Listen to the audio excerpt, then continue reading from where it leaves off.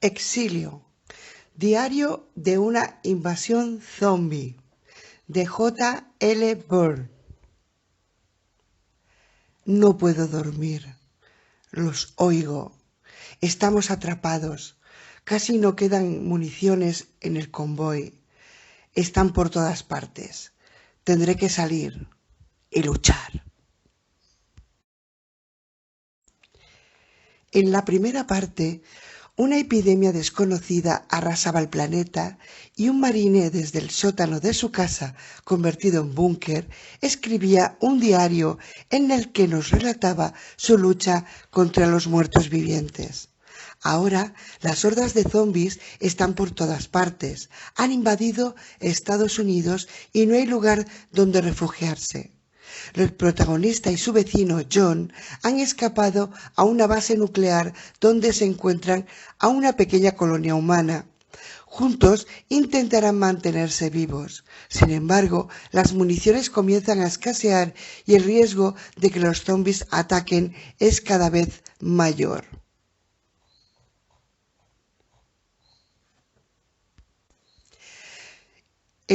Nota del autor. El primer volumen del diario de una invasión zombie nos adentraba en lo más profundo de la mente de un oficial del ejército y superviviente que, al llegar al año nuevo, tomaba la decisión de escribir un diario.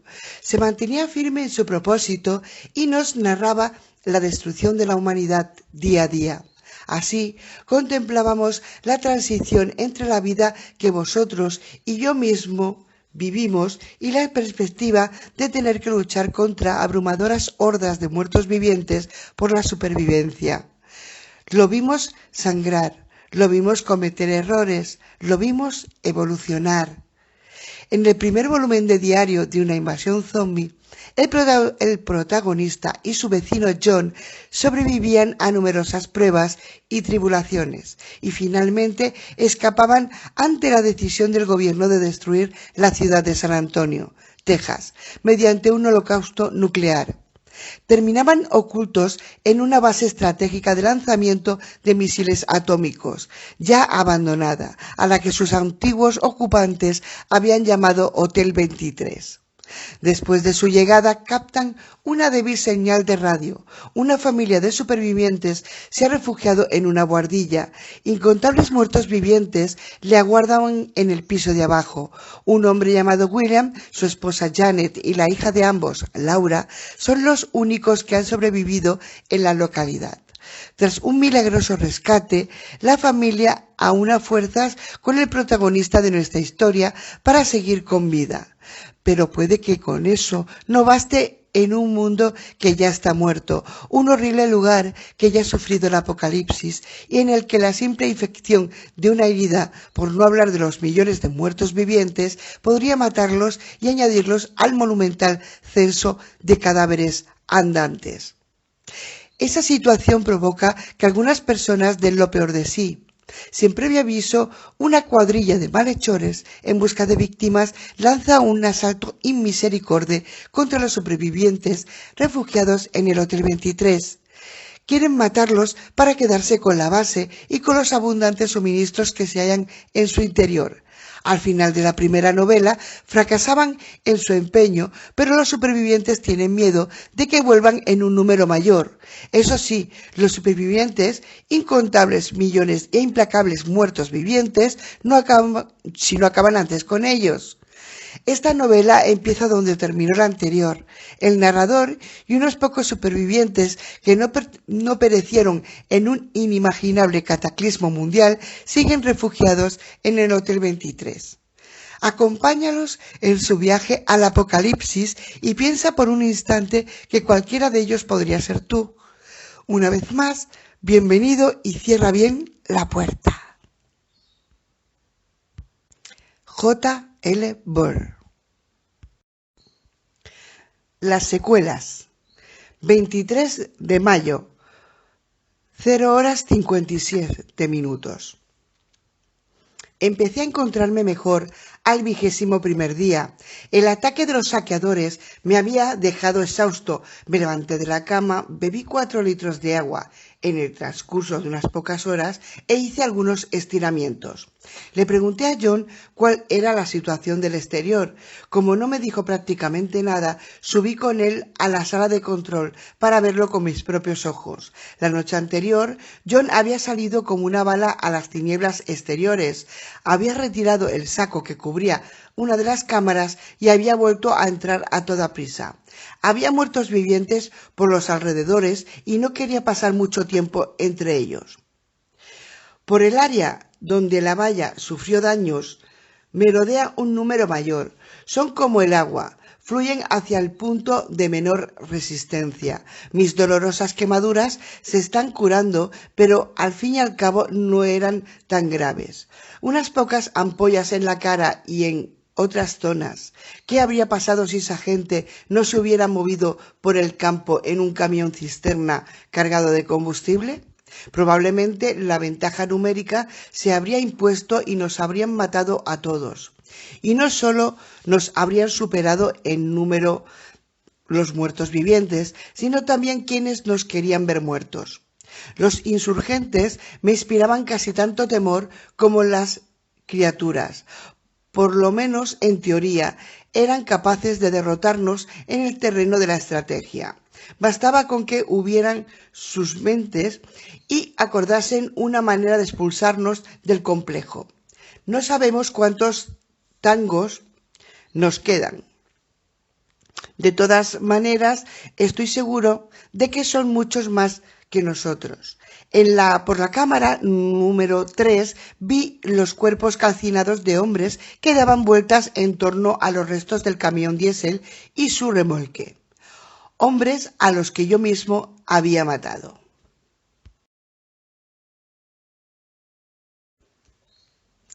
Esa misma noche salimos y los abatimos. Para evitar fogonazos me puse las gafas de visión nocturna y me acerqué a ellos por la espalda, oculto en las tinieblas. Puse el arma en disparo único y les pegué un tiro con el cañón muy cerca del cráneo. Cada vez que apretaba el gatillo, reaccionaban y caminaban a ciegas en dirección al sonido. Aún oían, aunque a muchos de ellos ya no les quedase nada remotamente parecido a unas orejas. Repetí la misma operación en 17 ocasiones hasta que acabé con todos ellos. Nos dimos cuenta de que 3 de los vehículos no habían sufrido daños importantes en la explosión de la otra noche. Se trataba de un Land Rover, un Jeep, un modelo reciente de Ford Bronco, a unos 90 metros del área de hierba quemada. John y yo nos acercamos con precaución.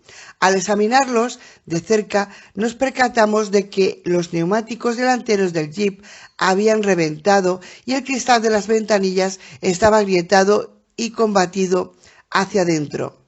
El Land Rover y el Ford se encontraban a 50 metros de distancia de allí. Al acercarme al Land Rover, vi que se hallaba en muy buen estado y que sus antiguos dueños no se habían quedado dentro. Excelente. John y yo llegamos a la puerta, la abrimos y examinamos más de cerca el interior. Olía a pino, seguramente por el árbol que le cubría el retrovisor. Entramos y comprobamos que las puertas cerraran bien. Encontré la llave puesta en el contacto y la giré. El motor arrancó. Me imagino que en un mundo como este yo también habría dejado las llaves dentro del coche. Le eché una ojeada a la fina etiqueta de plástico de la llave. Decía Land Rover de Nelm, Texas. Me imaginé que los forajidos se habrían apropiado del vehículo después de que todo se fuera al garete. Tenía 3/4 de depósitos llenos y el cuentakilómetros indicaba 4.827 kilómetros. Incluso las ventanillas estaban bien. Arranqué el vehículo y regresamos a toda velocidad hasta la valla del complejo. Cuando llegamos hasta las cámaras que los bandidos habían cubierto, salimos y nos turnamos para quitar los sacos mientras el otro vigilaba. El agujero en la valla era casi tan grande como el Land Rover. Como no tenía ganas de pasarme la noche ocupado en repararlo, recurrí a mi destreza para el aparcamiento en paralelo y empleé el vehículo para tapar el agujero. a fin de nuestros amigos de sangre fría no pudieran entrar. John salió por la puerta del copiloto, yo también del asiento y salí también por la puerta del copiloto. Eché el seguro, la cerré de golpe y me guardé las llaves en el bolsillo. Lo que decía antes no iba en serio. Yo, a pesar de todo, no pienso dejar las llaves dentro del coche. 12:48. He despertado hace un par de horas después de otra noche de dolor e insomnio. Las ampollas que tengo por el cuerpo empiezan a reventar y me duelen considerablemente. Tengo varias alrededor de los ojos porque el traje de Nomex no me protegía esa zona. El chichón que me había salido en la parte posterior de la cabeza empieza a reducirse y últimamente estoy más dolorido que justo después del incidente con el camión cisterna. Es una buena señal. Mi cuerpo se está recuperando. Ya no pierdo el tiempo con intentos de conectarme a Internet. No sirve para nada. Las páginas web que visitaba para estar al corriente de los acontecimientos han dejado de funcionar y esas páginas estaban alojadas en bases militares distribuidas por todo el territorio de Estados Unidos. Internet no funciona.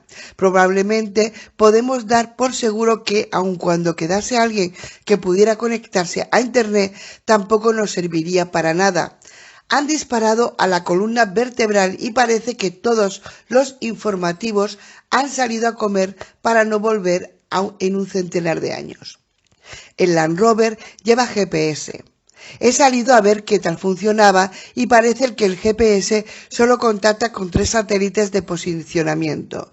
No sé durante cuánto tiempo seguirán en órbita sin contar con el apoyo de la estación de control en tierra, y lo mismo puedo decir de los pajaritos que utilizamos para sacar fotos. Vamos a toda velocidad hacia la edad de piedra. Me esfuerzo por no contener mis propios impulsos de autodestrucción. No me refiero a cortarme las venas ni nada por el estilo, sino que pienso que lo único que me ocurre es que siento la necesidad de correr más riesgos porque estoy harto de que esta situación, pero los demás están igual que yo y por eso sigo aquí. Salgo con John para tratar de reparar discretamente la valla. 24 de mayo, 23:44. John y yo hemos reparado la valla con chatarra y piezas de maquinaria que quedaron entre los escombros después del ataque de los forajidos. También hemos traído el Ford Bronco. Llevaba 4 latas de gasolina llenas hasta arriba en el maletero. He llenado el depósito del Land Rover con una de las latas, por si en el futuro tuviéramos que utilizarlo. No sé cómo ha sido posible, pero mientras sucedía todo esto, me había olvidado de la avioneta. Me he acordado cuando John avanzaba con el Bronco. John y yo hemos ido hasta los árboles para ver si le habían hecho algo o alguna bala perdida le había dañado. Estaba igual que cuando la dejé. El follaje con el que había escondido la avioneta estaba seco y amarillento y ya no la cubría del todo. John y yo hemos hecho acopio de más ramas para camuflarla mejor y luego la hemos dejado donde estaba.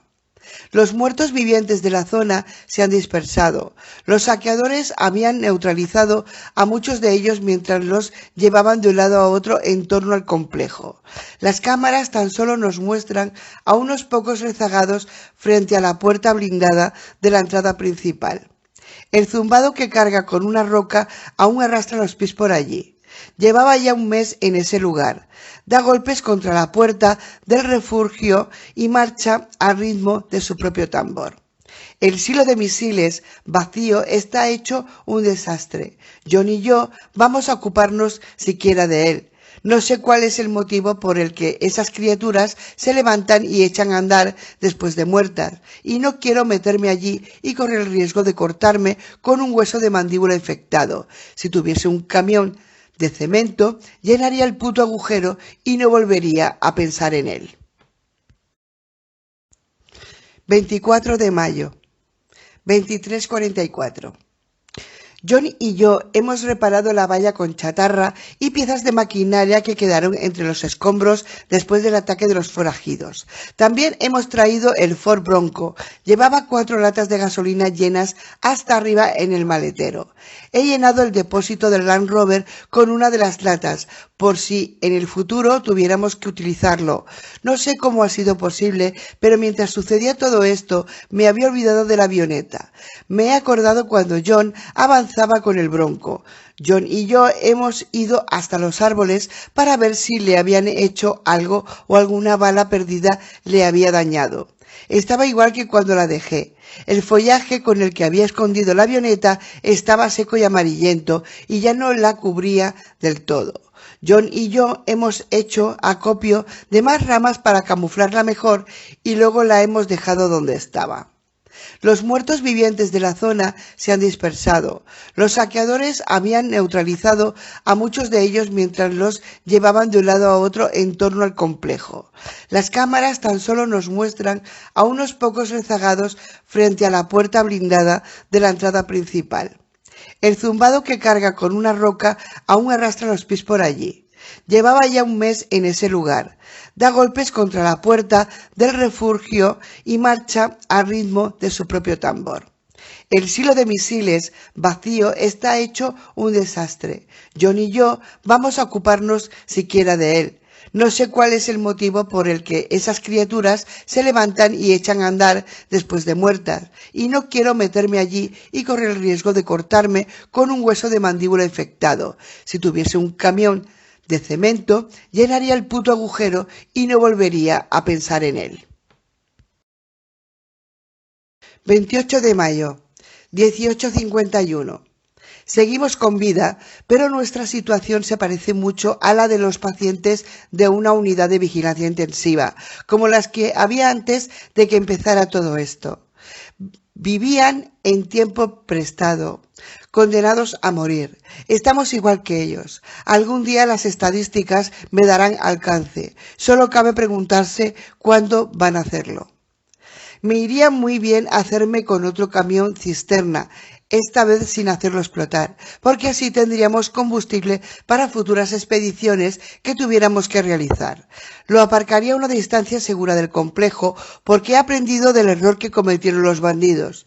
Merecería la pena correr el riesgo con tal de disponer de reservas abundantes de gasolina. No sé muy bien cuánta puede llegar a transportar uno de esos camiones cisterna, pero sí sé que nos bastaría uno solo para proveer de combustible a nuestros 2 vehículos durante un periodo prolongado. No tendría que costarnos mucho encontrar uno, porque seguro que habrá varios en la autopista interestatal que se halla a unos pocos kilómetros más al norte. 21:05. Más lenguaje codificado en la radio. Esta vez cambian de frecuencia cada minuto de acuerdo con lo que me imagino que debe de ser un protocolo. Un buen sistema de seguridad para las comunicaciones. 31 de mayo, 1:18. No logro dormir. Hoy he charlado durante horas con Tara. Me siento como si mi vida ya no tuviera ningún sentido y no soy el único. Muchos de nosotros añoramos llevar una vida normal. Añoramos los tiempos en los que nos aburríamos porque teníamos que ir al trabajo y fichar. Por lo menos antes de que todo esto ocurriera, ejercía una profesión y tenía objetivos en la vida. Ahora mi único propósito es seguir con vida. Hoy los adultos nos hemos reunido en la sala de estar. Hemos bebido ron y nos lo hemos pasado bien. La euforia provocada por el alcohol casi me ha hecho olvidar nuestra situación. Necesitaba un desahogo así. Desde que llegamos aquí hemos subsistido gracias a las raciones de comida envasadas que había en el complejo. Me gustaría seguir una dieta más variada, pero hacer la compra se vuelve cada día más peligroso. Durante 1 hora y media hemos celebrado el Día de los Caídos. Ayer salí con Tara a buscar unas pocas flores silvestres de Texas, a modo de recuerdo para todos los que hemos perdido. Yo personalmente no creo que existan flores suficientes en el mundo entero. Siento un dolor inenarrable cuando me imagino a mi madre y a mi padre caminando por los cerros de nuestra comarca igual que esas criaturas. Siento la intención de volver a casa, buscarlos y darles reposo eterno, como tendría que hacer un buen hijo. Hay que darles clase a Laura. Jan me pidió que le enseñase historia del mundo, porque esa materia me gustaba mucho en mi anterior vida oficial. Laura me miraba con los ojos como platos cuando le explicaba los orígenes de Estados Unidos, el viaje del hombre a la luna y cosas por el estilo.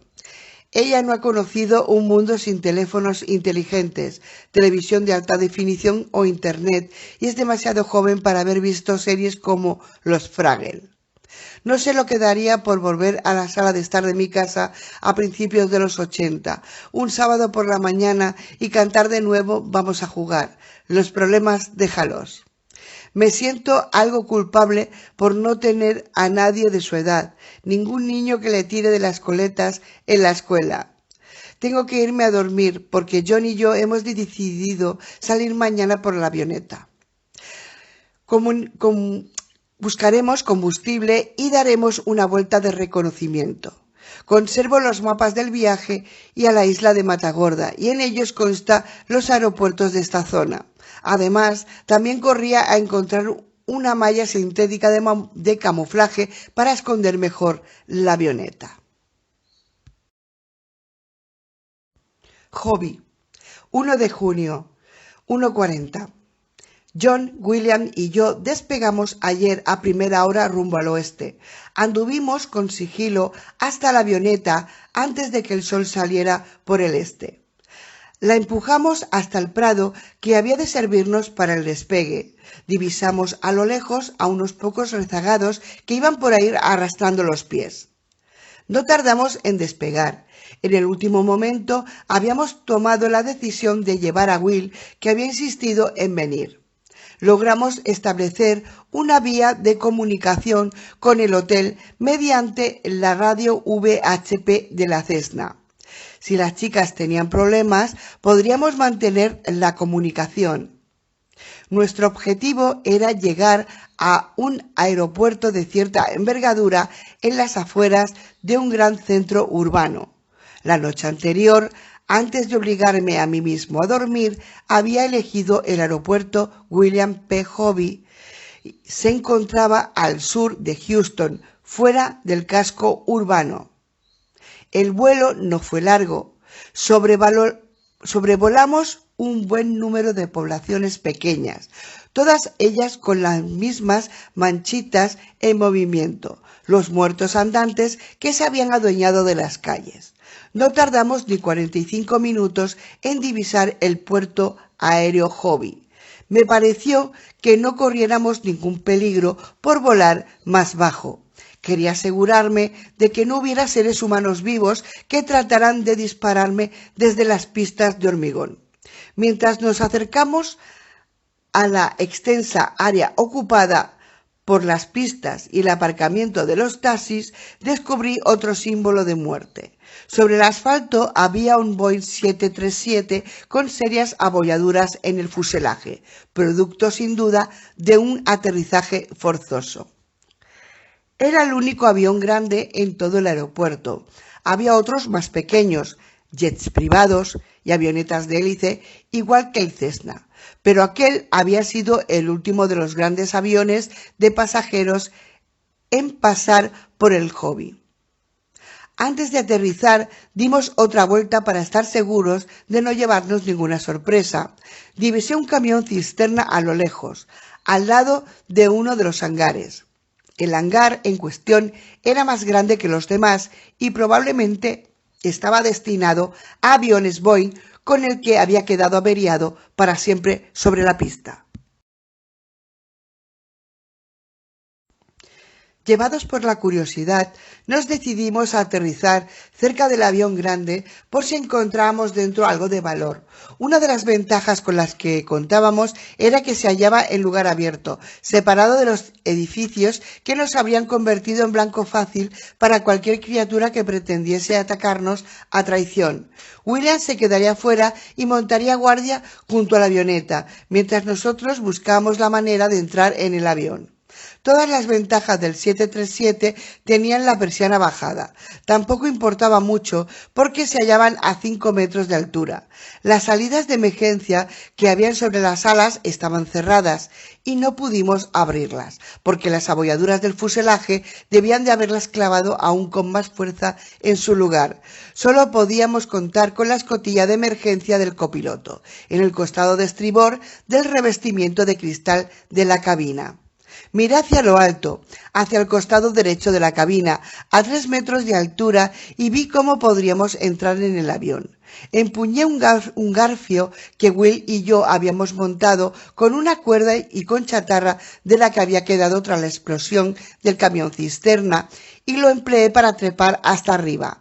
Entonces John apoyó ambos pies sobre mis hombros para llegar hasta la salida de emergencia y abrir el cierre hermético de esta. Estuve a punto de dejarlo caer cuando tuvo la torpeza de permitir que la pieza de cristal que había quedado suelta cayera dentro. Insulté a John cuando al fin fui consciente de lo que había hecho. Gruñí bajo su peso porque aún estaba de pie sobre mis hombros y le pregunté si se oía alguna reacción al estrépito que había armado. Me respondió que no, pero también me dijo que el olor que venía de dentro era más que horrible y que la puerta interior de la cabina estaba cerrada. John se agarró a los tubos de pitot que sobresalían del revestimiento de aluminio del avión y se bajó de mis hombros. Entonces tomamos una decisión. Yo ya había tenido bastante, no pensaba meter el cuerpo por la estrecha salida de emergencia tan solo para correr el riesgo de que me arrancaran el culo de un mordisco, mientras trataba de recobrar el equilibrio en el interior de la cabina. Aquel avión era una tumba, y lo iba a seguir siendo. A duras penas llegaba a imaginarme los horrores que debían de aguardarnos en su interior. Pasajeros con el cinturón de seguridad abrochado que en ese mismo momento retorcerían el cuerpo con un vano intento por liberarse. Azafatas muertas que irían de un extremo a otro del pasillo sin abandonar su puesto de trabajo ni siquiera en la otra vida. Regresamos a la avioneta y seguimos discutiendo qué procedimiento emplearíamos para llevarnos el combustible y otros pertrechos que nos parecieran necesarios. Nuestro objetivo era el hangar. Yo dudaba que pudiéramos mover el camión cisterna hasta nuestra avioneta, así que nos subimos todos de nuevo en ella. La arranqué y la hice rodar por tierra hasta el hangar donde se hallaba el combustible. Cuanto más nos acercábamos, más conscientes éramos de la importancia de disponer de información fidedigna sobre lo que ocurría en tierra. Vimos movimiento en el aeropuerto desde las ventanillas de la avioneta. Todos estábamos muertos. No pensé más que en ellos al ver el horror que emergía de las puertas abiertas del hangar al que nos aproximábamos. Detuve la avioneta y sin apagar el motor, salté afuera, rifle en mano. John también salió al instante. Will le siguió y corrió hasta llegar a mi lado. Iba a adelantarse, pero lo detuve con el brazo, igual que mi madre solía ponerme el brazo delante del pecho cuando el coche se disponía a frenar en seco. Estaba tan atento a las criaturas que faltó poco para que chocara con la hélice en funcionamiento de nuestra avioneta. No sé por qué tenían tanto miedo. Las puertas del hangar estaban abiertas de par en par y cualquier criatura que quisiese venir a por nosotros tendría que dejarse ver. Después de tanto tiroteo, estaba casi seguro de que no encontraríamos más criaturas como esas dentro del hangar, y no me equivocaba. En el momento en que los tres pasábamos por el umbral, estuve a punto de mearme encima. Algo salió volando de la oscuridad y casi me golpea en la cabeza. Parece que una familia de golondrinas se había construido el nido de verano justo encima de la entrada y la madre no quería que me acercase a los polluelos. Oí sus gorgojeos en lo alto. Me pregunté a cuántos muertos vivientes habría arrancado los ojos durante las últimas semanas. Me aparté del nido y me concentré en buscar suministros. El hangar tenía numerosas claraboyas de plexiglas en el techo. Era un bonito día soleado.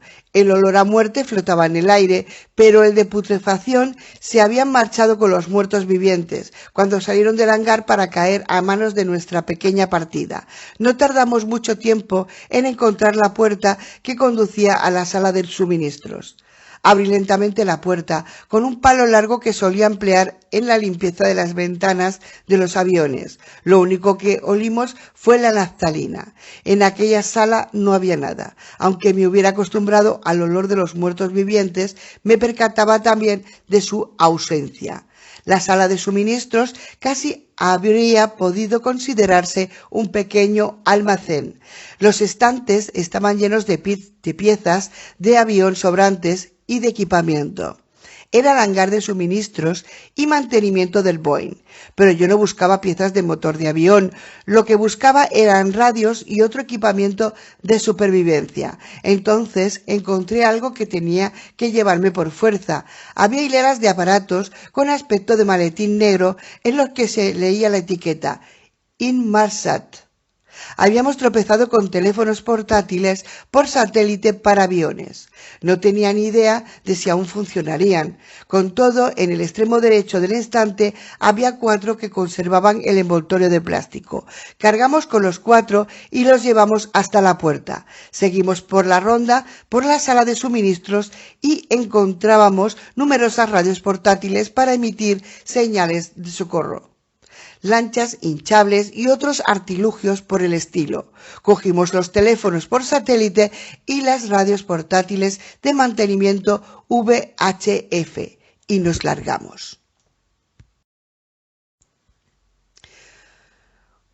Una familia había partido pocas semanas antes hacia un aeródromo de Luisiana. Había llegado el momento de marcharse. En cuanto hubimos cargado la avioneta, iniciamos el viaje de regreso. Esta vez volé por encima de los 2000 metros hasta que casi nos hallamos sobre el Hotel 23. No quería correr el riesgo de que alguien nos disparara. Cuando nos acercamos al complejo, llamé por radio a Jan y Tara y les dije: Navy One ha alcanzado su objetivo y está a punto de aterrizar. Me había apetecido emplear la fórmula con que solían anunciarse las aeronaves de la Armada que transportaban al presidente de Estados Unidos, pero nadie lo pilló. Apuesto a que Davis sí lo habría pillado. Aterrizamos y ocultamos de nuevo la avioneta. Entré en el complejo sin dejar de pensar en la familia Davis y me pregunté si habrían logrado llegar al aeródromo en cuestión. La Torre de Charles, 4 de junio, 22:21. Durante estos últimos 3 días he discutido con todo el grupo si tengo que tratar de encontrar a la familia Davis en el lago Charles. He estudiado los mapas y no está muy lejos, pero por supuesto, si finalmente voy en su busca, calcularé la distancia exacta y el combustible necesario para el viaje. Los otros parecen creer que los riesgos superan con mucho a los beneficios que obtendríamos por encontrarlos. John se mantiene neutral en la discusión, pero Jan, Tara y Will se obceca en que una expedición como esa podría transformarse fácilmente en misión suicida. Logramos cargar los teléfonos por satélite, pero, por desgracia, como ya habríamos previsto, no hay nadie a quien podamos llamar. Sin embargo, no tenemos problemas para conseguir línea con otros teléfonos. No hemos tardado mucho en comprender cómo funcionan. Lo único que no sé es quién nos va a mandar la factura del consumo. Sé que esos teléfonos pertenecen a las líneas aéreas y también que no queda nadie que pueda mandarnos una factura, por ejemplo, o por el empleo del satélite. Me preocupa que pueda existir un sistema automatizado de desconexión que se active en cuanto hayamos consumido cierto número de minutos. Me pregunto qué es lo que estarán haciendo ahora mismo en el lago Charles. Me pregunto si se les ocurrió que alguien pudiera encontrar la nota. Siento la necesidad de ponerme en contacto con ellos, aunque tengamos que lanzar uno de los teléfonos por satélite desde la avioneta con un paracaídas improvisado. Ya habría sido algo. Habríamos podido comunicarnos con ellos, conseguir más información, ideas nuevas. 8 de junio, 2:26. Partiré esta mañana. John y los demás se quedarán aquí por si tengo que traer a alguien de vuelta. No quiero obligar a la avioneta a cargar con demasiado peso. Espero que se haya quedado cerca del aeródromo del lago Charles. Ahora, al contemplar esta hoja de papel amarillento que tiene casi un mes, me pregunto si seguirán con vida o si se habrán encontrado sitiados. Como ese día los tuvimos John y yo en la torre, ha faltado poco para que William me rogase que le dejara venir conmigo. Pero, como he dicho antes, es posible que regrese con supervivientes. Como no tengo ni idea, no puedo correr el riesgo de cargar demasiado el avión. Me voy a llevar 2 teléfonos por satélite con la carga completa y el armamento habitual. Una pistola con 50 cartuchos de 9 milímetros y un fusil con algunos cientos de balas. También llevaré comida y agua para 2 días en el compartimento de aviónica. Se me había ocurrido que podía escribir unas frases ingeniosas y creativas en este diario, por si son las últimas que escribo. Como no soy ingenioso ni creativo, tomaré prestadas unas grandes palabras de un hombre que está muerto, de verdad, desde hace mucho tiempo. Hasta el fin forcejaré contigo. Desde el corazón del infierno te acuchillaré. Por odio te escupiré mi último aliento. Melville, Ahab. Me voy al Pequot. 22:01. 270 kilómetros. Esa era la distancia hasta el lago Charles. No había sido un vuelo directo porque he sobrevolado una vez más el aeropuerto Hobby para comprobar que el camión cisterna aún estuviese disponible, por si lo necesito durante el viaje de vuelta. Si supero los 900 kilómetros, la avioneta se precipitará al vacío. Al pasar sobre el Hobby a 600 metros de altitud, he visto el camión cisterna tal como lo habíamos dejado. También he visto que una de las ventanas de la terminal se había hecho añicos y que un buen número de muertos vivientes entraba y salía por esa nueva abertura por la que se accedía a un tejado a unos 6 metros de altura sobre la calle de rodaje. No he visto a ninguno de ellos cerca del camión cisterna. De todas maneras, sé muy bien que las caídas no les dan miedo y que se arrojarán desde el tejado si piensan que con ello van a comer. Satisfecho con lo que había visto, me dirigí hacia el noroeste, hacia el lago Charles. En el momento de terminar el ascenso, a 2000 metros de altitud, el sol brillaba en lo alto y su luz me daba en los ojos. Al cabo de 30 minutos he visto en la lejanía lo que quedaba de la ciudad de Beaumont. Me he decidido a volar bajo y buscar posibles supervivientes. Según los mapas, era una ciudad de tamaño medio. El fuego y el humo se arremolinaban en torno a los edificios más altos, así como en su interior. Parecían gigantescas cerillas de alturas variadas, cada una con su propio tipo de fuego y humo. Habría podido ahorrarme el viaje si el sistema de fotografía por satélite del complejo funcionara bien. Hace 2 semanas perdimos el Louisiana Pass, cobertura por satélite. Me hubiera gustado mucho poder teclear las coordenadas del lago Charles y encontrar la respuesta a mis preguntas sin tener que salir.